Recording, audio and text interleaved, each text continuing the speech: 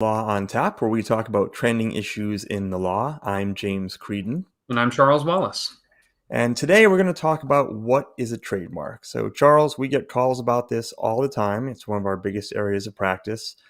So, how would you sum up in one sentence what a trademark is? Very briefly, it's a word, design, symbol that identifies one party's brand as the source of its goods or services.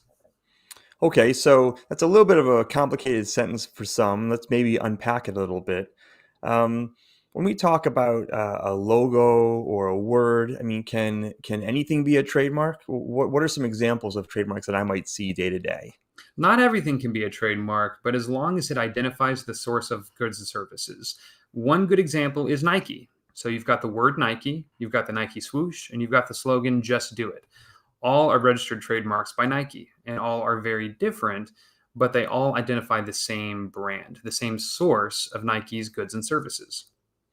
Right, and I like that example because the swoosh, sometimes people come and they say, does my name of my company have to be my trademark? But of course, for the Nike swoosh, that's just a shape that you look at. But when you see it, you may not know the name Nike, but you know for certain that whoever made that basketball with the swoosh on it also made the shoes with the swoosh, the shirt with the swoosh, and so you can have some confidence they all came from the same company. That's right. And so when there is a brand that has been put out into commerce, consumers come to associate that brand with a certain quality or a certain characteristic. And as long as that quality and characteristic is uniform across every use of that brand, then that inspires consumer confidence. So if you are using a basketball with the Nike swoosh on it, and it's a good basketball, it's a quality product, and you see some shoes with the Nike swoosh on it as well, you're likely to think that is also a quality product.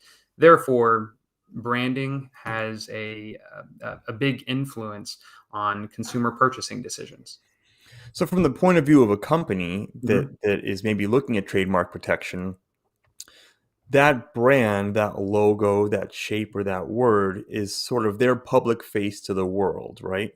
It's their way of saying, this is my product or my service and not the service or product of another company. And that's what you mean when you say it identifies the source of something, right? That's right.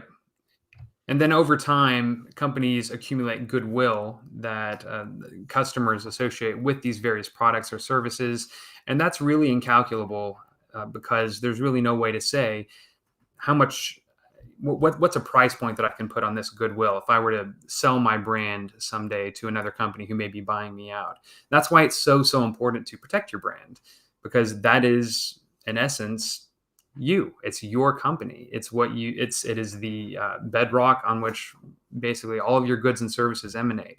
So it's really important to make sure that you protect that ahead of time, whatever word that may be, or design, symbol, logo, what have you, as long as it is something that is associated with your products, it's stamped on your products, then it's certainly something that you should look at protecting, because that is what the consumers, your customers, are going to associate with you.